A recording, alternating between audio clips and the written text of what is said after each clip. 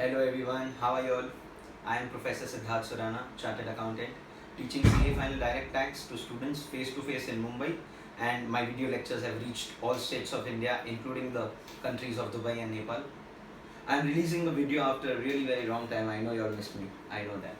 Okay. Now see, what am I talking about today? I am talking about section 44 AD of the chapter Profits and Gains of Business or Profession, which is talking about something called presumptive taxation. लेकिन सबसे पहला correction मैं ये करूँगा that यहाँ पे ये जो word taxation है, this is wrong. Actually, it is presumptive profits and gains of business or profession. एक small businessman जिसका turnover 2 crore या उससे कम है, ये 1 crore था last year, this is an amendment now. If your turnover is up to 2 crore, तो आप books of accounts नहीं maintain कर पाओगे. Your income will be calculated, mind you, income will be calculated at a presumed rate of 8% of your turnover. तो मैं किसी को पूछ लेता हूँ 50 लाख का टर्नओवर है, टैक्स बता, बोलता है 8%, वो मर गया. Because 8% is not tax.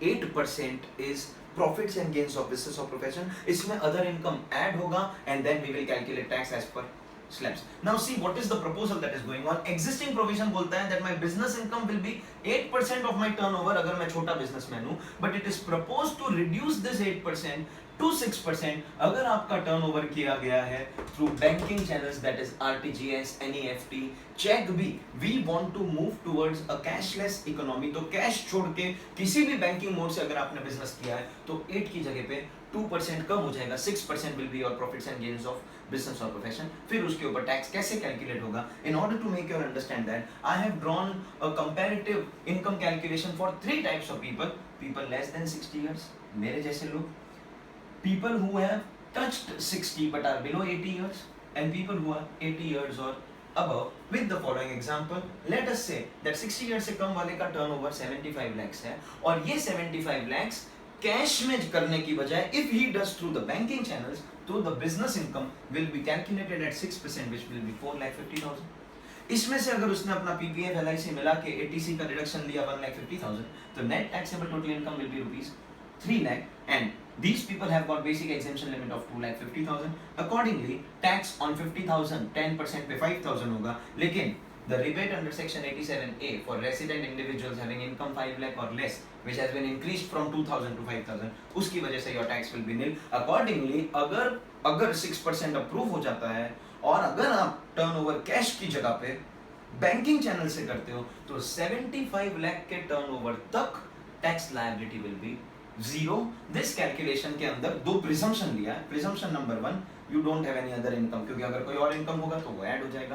Presumption number 2, आपने अपना ATC पूरा का पूरा यूटिलाइज कर दिया and you don't have any other deduction, तो अकॉर्डिंगली थोड़ा बहुत मॉडिफिकेशन होगा. हाउएवर अगर आपका एज 60 इयर्स या उससे ज्यादा है तो 75 की जगह पे 83,33,333 तक टैक्स लायबिलिटी नहीं होगा, क्योंकि इसका 6% 5 लाख, अगर वंस अगेन पूरा ATC लिया तो 3,50,000.